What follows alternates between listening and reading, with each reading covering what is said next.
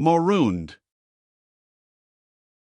To each of these three young people this was the most surprising moment which life had yet afforded. It was an astonishing thing to find a fellow mortal there at all, but to find that mortal was the Scarhaven estate agent was literally short of marvelous. What was also astounding was to see Chatfield's only too evident distress. Swathed in a heavy, old-fashioned ulster, with a plaid shawl round his shoulders and a deerstalker hat tied over head and ears with a bandana handkerchief, he sat on the beach nursing his knees, slightly rocking his fleshy figure to and fro and moaning softly with the regularity of a minute bell. His eyes were fixed on the dark expanse of waters at his feet. His lips, when he was not moaning, worked incessantly. As he rocked his body he beat his toes on the shingle. Clearly, Chatfield was in a bad way, mentally. That he was not so badly off materially was made evident by the presence of a half-open kit bag which obviously contained food and a bottle of spirits. For any notice that he took of them, Audrey, Vickers, and Copplestone might have been no more than the pebbles on which they stood. In spite of the fact that Vickers shone the light on his fat face, and that three inquisitive pairs of eyes were trained on it, Chatfield continued to stare moodily and disgustedly out to sea and to take no notice of this gratuitous company. And so utterly extraordinary was his behavior and attitude that Audrey suddenly and almost involuntarily stepped forward and laid a hand on his shoulder. "Mr. Chatfield," she exclaimed. "What's the matter? Are you ill?" The emphasis which she gave to the last word roused some quality of Chatfield's subtle intellect. He flashed a swift look at his questioner, a look of mingled contempt and derision, spiced with a dash of sneering humor. And he found his tongue. "Ill," he snorted. "Ill. She asks if I'm ill, me, a respectable man what's maltreated and robbed before his own eyes by them as ought to fall in humble gratitude at his feet. Ill, ill with something that's worse nor any bodily aches and pains, let me tell you that. But not done for, neither." "He's all right," said Copplestone. "That's a flash of his old spirit. You're all right, Chatfield, aren't you? And who's robbed and maltreated you, and how and when, especially when, did you come here?" Chatfield looked up at his old assailant with a glare of dislike. "You keep your tongue to yourself, young feller," he growled. "I shouldn't never have been here at all if it hadn't been for the likes of you a-poking your nose where it isn't wanted. It's 'cause o' you three comin' aboard o' that there yacht last night as I am here, a castaway." "Well, we're castaways, too, Mr. Chatfield," said Audrey. "And we can't help believing that it's all your naughty conduct that's made us so. Why don't you tell the truth?" Chatfield uttered a few grumpy and inarticulate sounds. "It'll be a bad day for more than one when I do that, as I will," he muttered presently. "Oh, I'll tell the truth, when it suits me. But I'll be out o' this first." "You'll never get out of this first or last, until you tell us how you got in," said Vickers, assuming a threatening tone. "You'd better tell us all about it, you know. Come now, you know me and my firm." Chatfield laughed grimly and shook his much-swathed head. "I ought to," he said. "I've given 'em more than one nice job and said naught about their bills o' costs, neither, my lad. You keep a civil tongue in your mouth, I ain't done for yet, noways. You let me get off this here place, wherever it is, and within touch of a telegraph office, and I'll make somebody suffer." "Andreas, of course," said Copplestone. "Come now, he put you ashore before he sent us off, didn't he? Why don't you own up?" "Never you mind, young feller," retorted Chatfield. "I was feeling very cast down, but I'm better. I've something that'll keep me going, revenge. I'll show 'em, once I'm off this place I will so."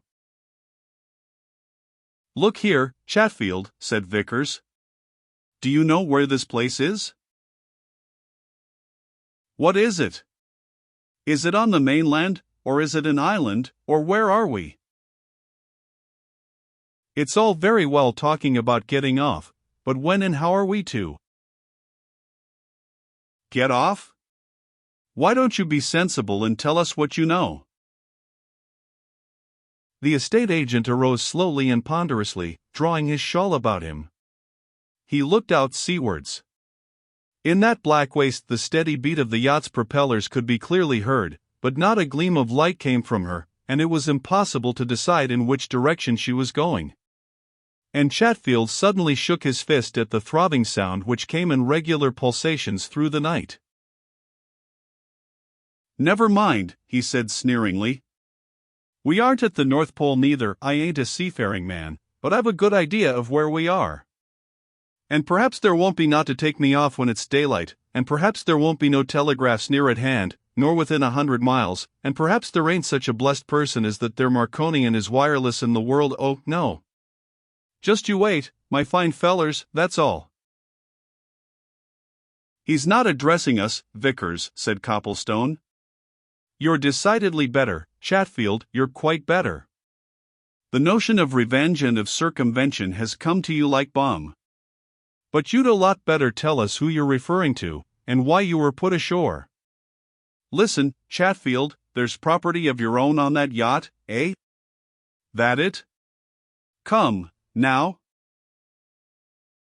Chatfield gave his questioner a look of indignant scorn. He stooped for the kit-bag, picked it up, and turned away. "I don't want to have naught to do with you," he remarked over his shoulder. "You keep yourselves to yourselves, and I'll keep myself to myself. If it hadn't been for what you blabbed out last night, them ungrateful devils you'd never have had such ideas put into their heads."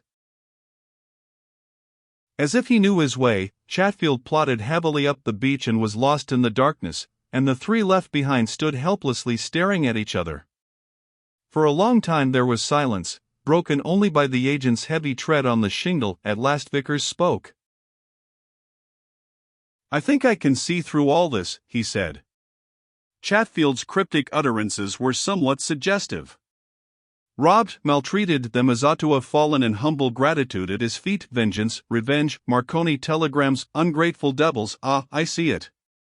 Chatfield had associates on the pike, probably the impostor himself and Andreas. Probably, too, he had property of his own, as you suggested to him, Copplestone. The whole gang was doubtless off with their loot to far quarters of the globe. Very good, the other members have shelved Chatfield. They've done with him. But not if he knows it. That man will hunt the pike and her people, whoever they are, relentlessly when he gets off this. "I wish we knew what it is that we're on," said Copplestone. "Impossible till daybreak," replied Vickers. "But I've an idea. This is probably one of the 70-odd islands of the Orkneys. I've sailed round here before. If I'm right, it's most likely one of the outlying and uninhabited ones. Andreas, or his controlling power, has dropped us and Chatfield here, knowing that we may have to spend a few days on this island before we succeed in getting off.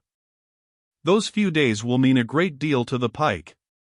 She can be run into some safe harborage on this coast, given a new coat of paint and a new name, and be off before we can do anything to stop her.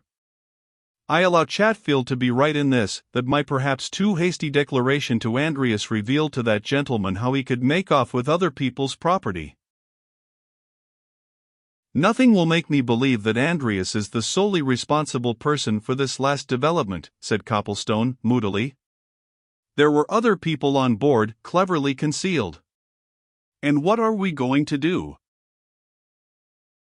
Audrey had stepped away from the circle of light made by the lantern and was gazing steadily in the direction which Chatfield had taken. "Those are cliffs, surely," she said presently. "Hadn't we better go up the beach and see if we can't find some shelter until morning? Fortunately we're all warmly clad, and Andreas was considerate enough to throw rugs and things into the boat, as well as provisions. Come along, after all, we're not so badly off. And we have the satisfaction of knowing that we can keep Chatfield under observation. Remember that." But in the morning, when the first gleam of light came across the sea, and Vickers, leaving his companions to prepare some breakfast from the store of provisions which had been sent ashore with them, set out to make a first examination of their surroundings. The agent was not to be seen. What was to be seen was a breach of rock, sand, shingle, not a mile in length, lying at the foot of high cliffs, and on the grey sea in front not a sign of a sail, nor a wisp of smoke from a passing steamer. The apparent solitude and isolation of the place was as profound as the silence which overhung everything. Vickers made his way up the cliffs to their highest point and from its summit took a leisurely view of his surroundings. He saw at once that they were on an island, and that it was but one of many which lay spread out over the sea towards the north and the west. It was a wedge-shaped island this, and the cliffs on which he stood and the beach beneath formed the widest side of it. From thence its lines drew away to a point in the distance which he judged to be 2 miles off. Between him and that point lay a sloping expanse of rough land, never cultivated since creation, whereon there were vast masses of rock and boulder but no sign of human life.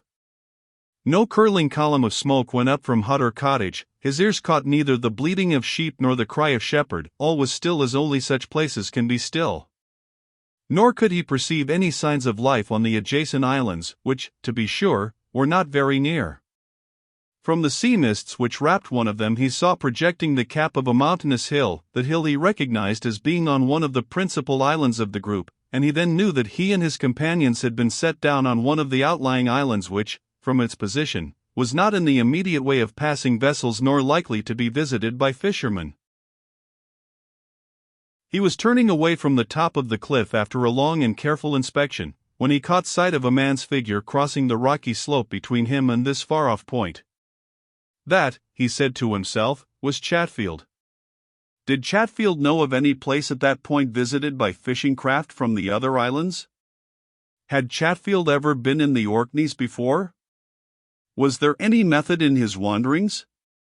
Or was he, too, merely examining his surroundings, considering which was the likeliest part of the island from which to attract attention? In the midst of these speculations a sudden resolution came to him: one or other of the three must keep an eye on Chatfield. Night or day, Chatfield must be watched.